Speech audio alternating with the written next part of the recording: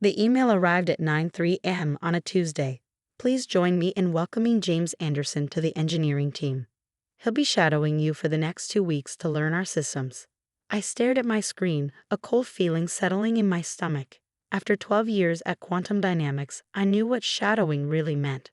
They were replacing me with someone younger, probably cheaper, and I was expected to teach him everything I knew before they showed me the door.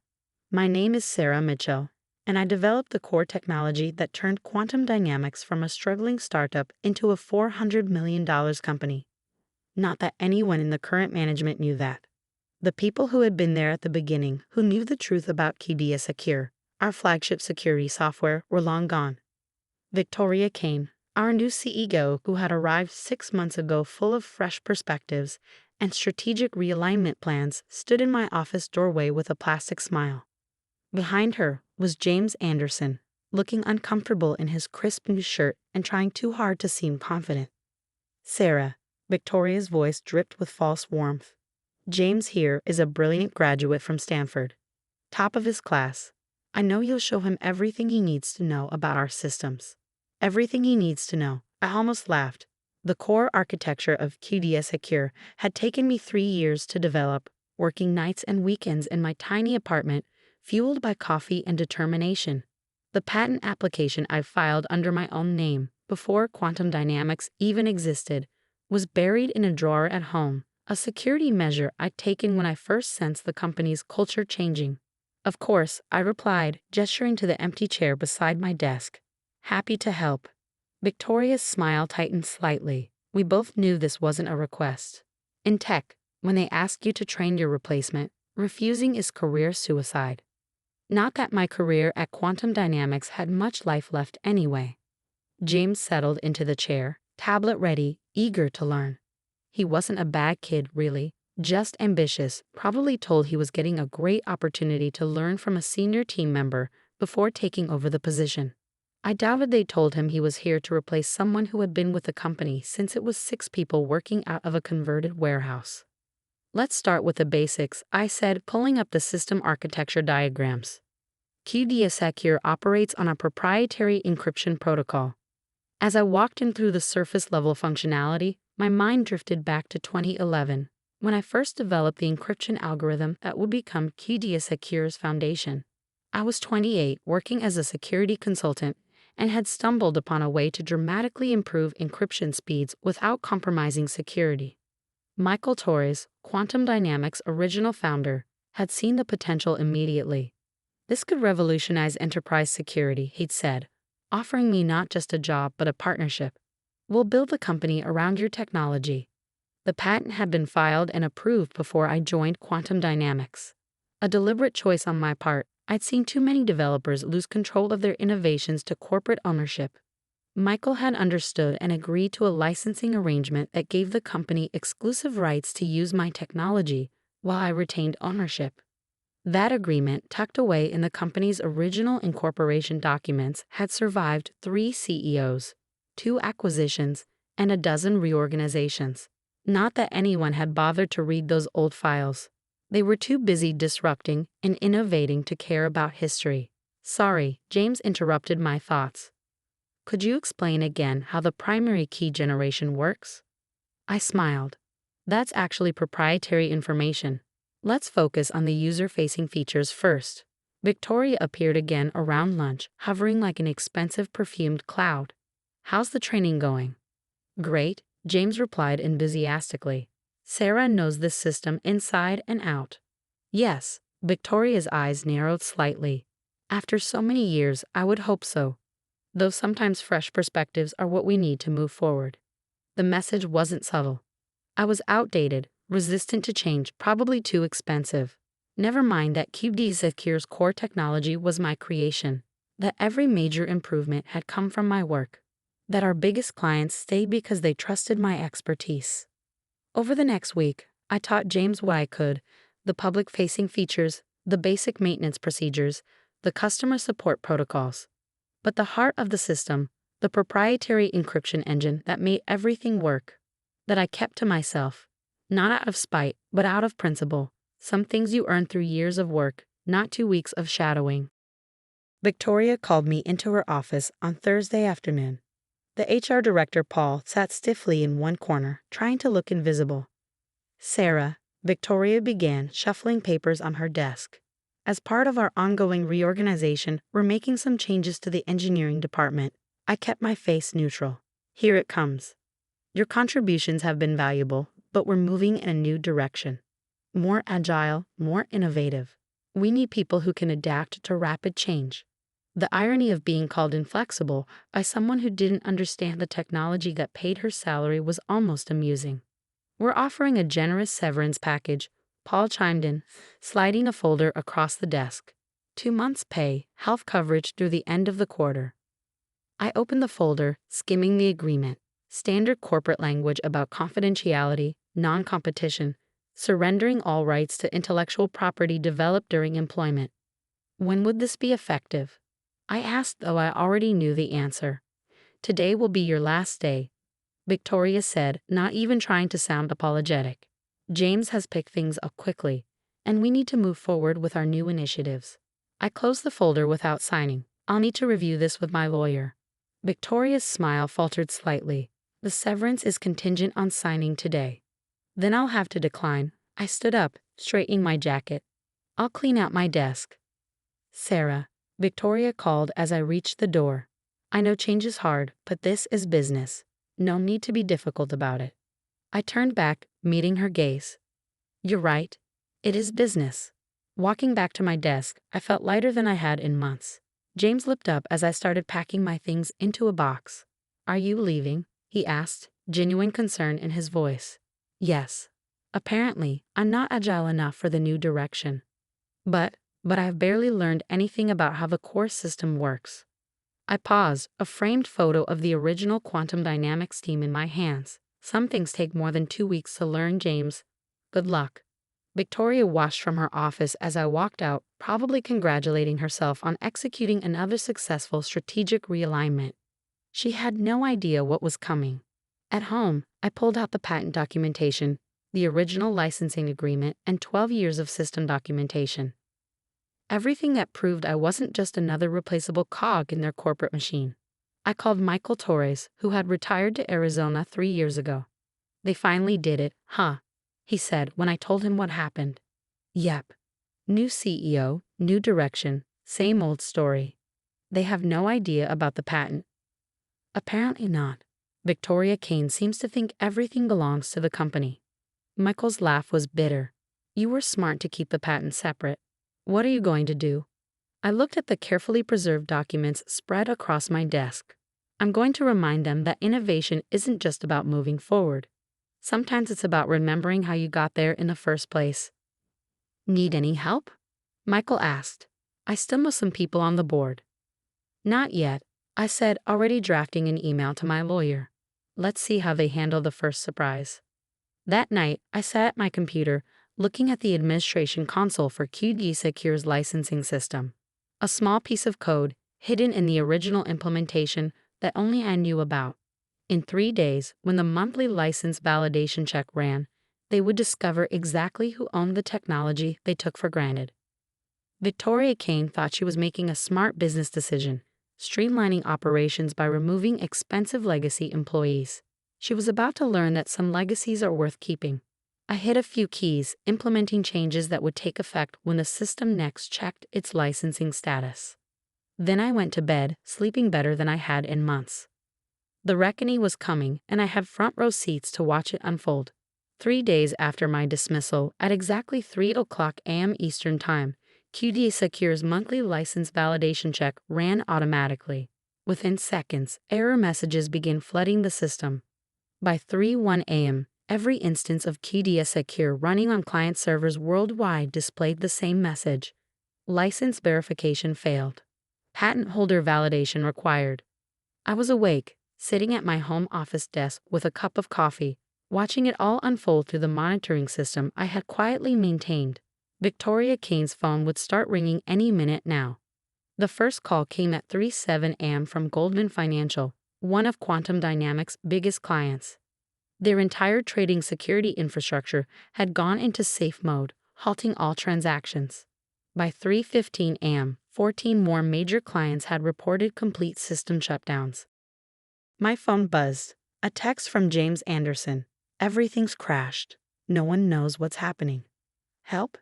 I set my phone aside without responding. Poor James was about to learn a valuable lesson about corporate politics and intellectual property rights. At 3:30 a.m., my email pinged with an urgent message from Victoria. Sarah, there seems to be some sort of system malfunction. We need you to come in immediately to assist with recovery. We'll pay emergency consulting rates. I smiled at her attempt to sound professional while her company was imploding. My response was brief. I'm afraid I'm not available for consulting at this time. However, you might want to review the original patent and licensing documentation for QDSecure. Pay particular attention to patent US 8,429,671B, filed under my name in 2011. By 4:00 a.m., Quantum Dynamics' legal team had discovered what Victoria should have known before firing me. I owned the core technology.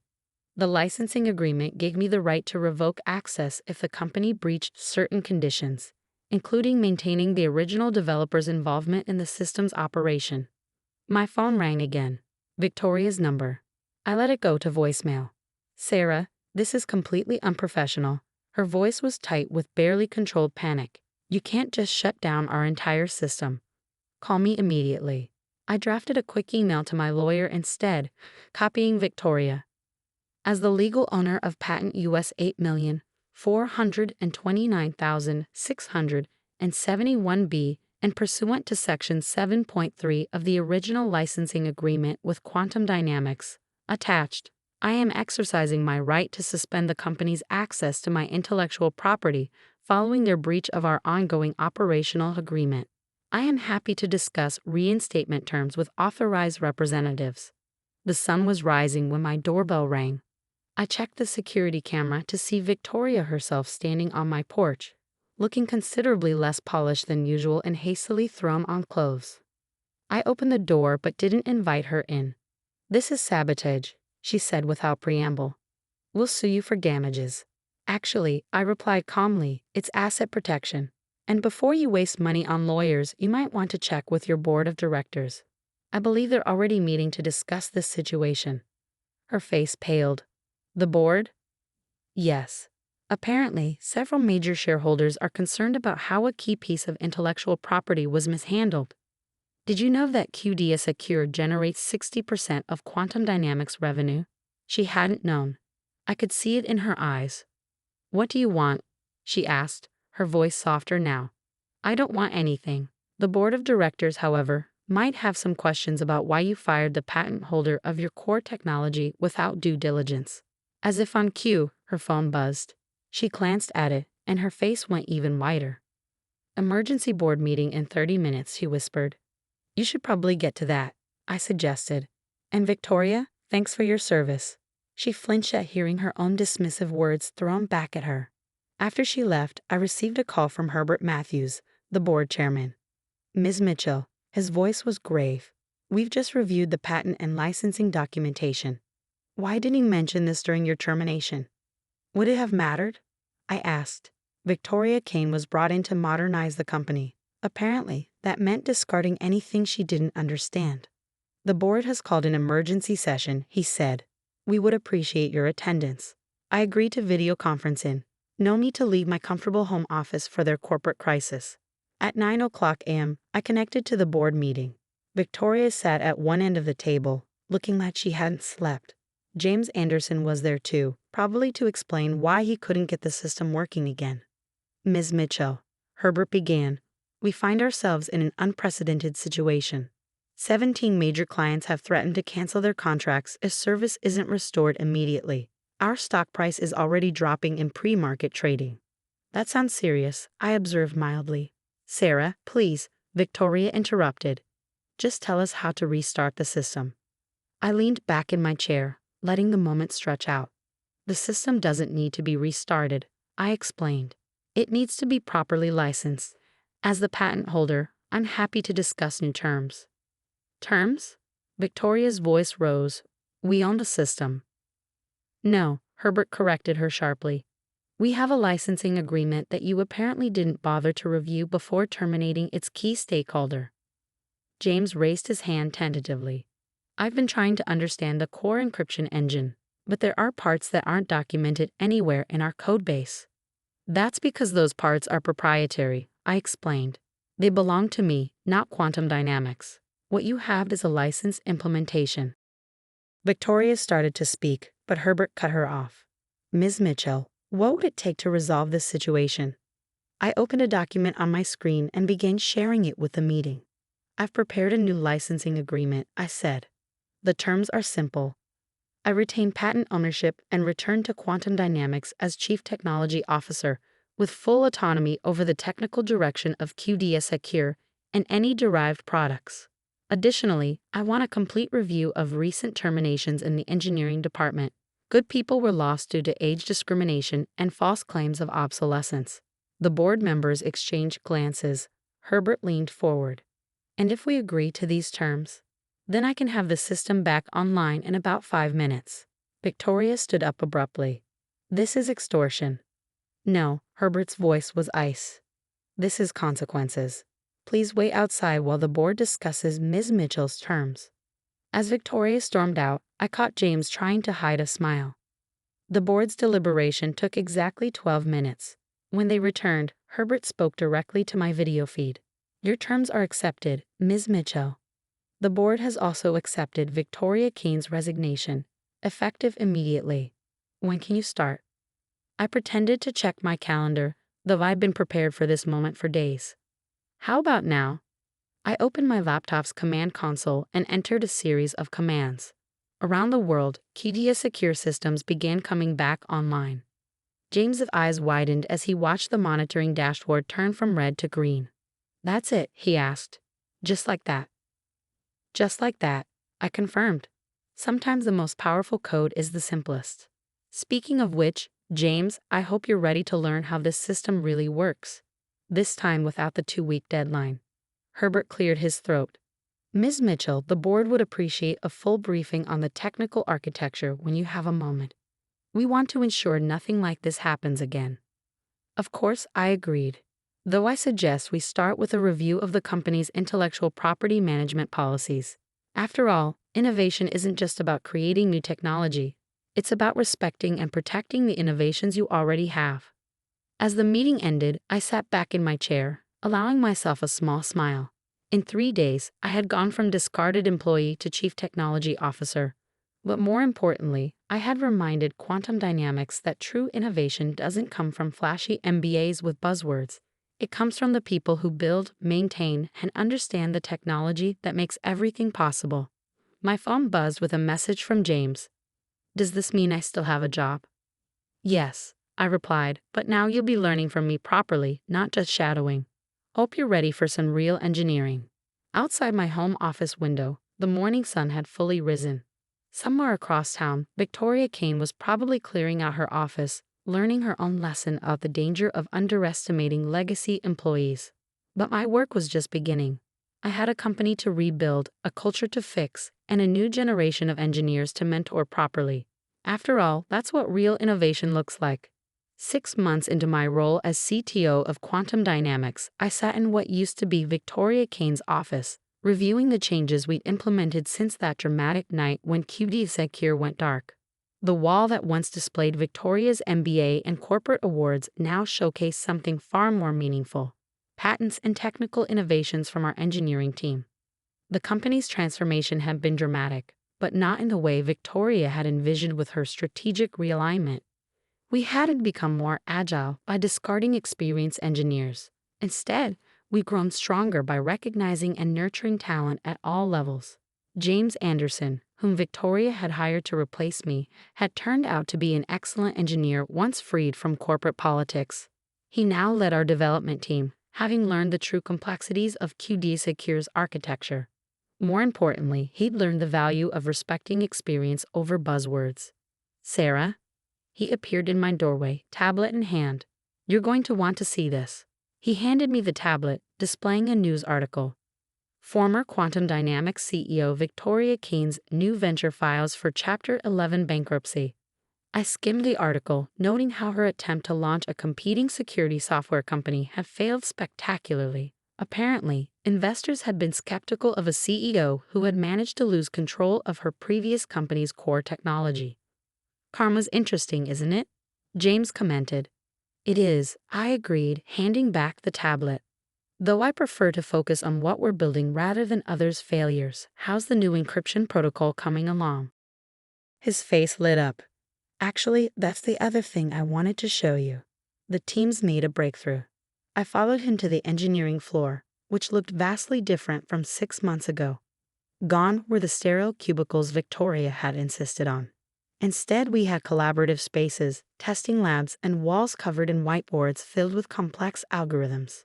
More importantly, the demographics had changed. After reviewing the terminations under Victoria's tenure, we discovered a clear pattern of age discrimination. Many experienced engineers had been pushed out under the guise of modernization. One of my first acts as CTO had been to reach out to those who had been unfairly terminated. Many had returned, bringing with them decades of valuable experience. Now our teams were truly diverse, with seasoned veterans working alongside fresh graduates, each learning from the other. Maria Chen, one of the legacy engineers Victoria had pushed into early retirement, was now leading our research division. At 62, she had more patents to her name than most Silicon Valley startups. "The new hybrid encryption model is showing remarkable results," she explained, pulling up test data. "By combining your original algorithm with the quantum-resistant approach David suggested, we've increased processing speed by 340% while maintaining security integrity." David, a recent graduate who would have been considered too inexperienced for such responsibility under the old regime, beamed with pride. This was how real innovation happened, through collaboration, not competition. The quarterly board meeting the following week highlighted just how much had changed. Instead of PowerPoint presentations full of business jargon, we had live demonstrations of technical achievements. The board members, who had once glazed over during technical discussions, were now actively engaged. "Ms. Mitchell," Herbert Matthews began, "the numbers speak for themselves. Revenue is up 85% year over year. Client retention is at 98%. And our market share in the security sector has increased by 23%. I nodded, but directed attention to a different slide. More importantly, look at our innovation metrics. Patent filings are up 150%. Our engineering retention rate is now 94%, compared to 40% under previous management. And our technical support satisfaction scores are the highest in the industry, all while maintaining the highest average employee age in the sector," Maria added proudly. Experience matters. The board's support had been crucial in implementing these changes. After the QDSecure shutdown incident, they'd learned their lesson about valuing technical expertise over management ads. One afternoon, I received an unexpected email from Michael Torres, the original founder who had first recognized the potential of my encryption algorithm. "Saw the latest industry rankings," he wrote. "Quantum dynamics is being hailed as a model of sustainable innovation. Want to grab coffee? I'm in town next week." We met at the same small cafe where, 12 years ago, we had first discussed building a company around my technology. Michael looked older but energized. "You've done something remarkable," he said, stirring his coffee. "Not just saving the company, but transforming it. Victoria Kane wanted to modernize through destruction. You've modernized through evolution." "We had good foundations," I replied. "Sometimes innovation isn't about tearing everything down and starting over. It's about building on what works while being open to new ideas." He smiled. "That's why I made sure the patent stayed in your name. I knew someday the company would need reminding of what really matters in tech, the people who create and understand the technology." The conversation shifted to the future. Michael had been watching our progress and had ideas about potential new directions for the company. Not as a manager, but as a technical advisor, exactly the kind of experienced voice Victoria had tried to silence. Back at the office, I found James and the team celebrating. The new encryption protocol had passed its final tests and was ready for deployment. "We couldn't have done this without everyone," James announced. "The combined experience in this room made something none of us could have created alone." Looking around at the faces, young and old, new hires and veterans, I felt a deep satisfaction. This was what real innovation looked like: collaborative, respectful, and built on a foundation of shared knowledge. That evening, as I prepared to leave, I found a small package on my desk. Inside was a framed copy of my original patent, along with a note from the board. Thank you for reminding us that true value isn't about titles or trends. It's about recognizing and protecting the innovations and innovators that make progress possible. I hung it on the wall next to the team photos and technical awards. A reminder that sometimes the most powerful response to being undervalued isn't revenge, it's showing everyone exactly what real value looks like. 1 year to the day after Victoria had dismissed me as obsolete, I stood in the company auditorium, addressing our now expanded engineering department.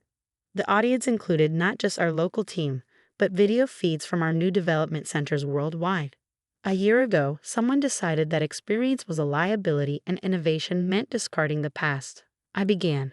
Today, we're ranked as the most innovative company in our sector precisely because we value both experience and new ideas. Real progress isn't about choosing between old and new, it's about bringing them together. I gestured to the screen behind me, showing our latest performance metrics. Our success isn't just measured in revenue or market share. It's measured in patents filed, problems solved, and most importantly, in the collective knowledge we're building. James, sitting in the front row, nodded in agreement. He'd grown from Victoria's unwitting replacement hire into a talented technical leader, proof that good engineers thrive when freed from toxic corporate politics. Last week, a reporter asked me what I did differently as CTO. I continued. The answer is simple. I remembered what matters in technology, not buzzwords or board presentations, but the actual innovation that solves real problems. That comes from people, all of them, regardless of age or background. After the presentation, I returned to my office to find an email from Victoria Kane. After her startup's bankruptcy, she was seeking new opportunities and wondered if we might discuss a potential role at Quantum Dynamics. I drafted a brief response. Thank you for your interest. However, we found that our best results come from valuing and retaining the talent we already have. Best of luck in your future endeavors. Then I turned back to reviewing patent applications from our engineering team. Real innovation was waiting, and it had nothing to do with corporate politics or strategic realignment. It had everything to do with respecting the people who create, understand, and improve the technology that moves us forward. Sometimes you have to shut everything down to make that point clear.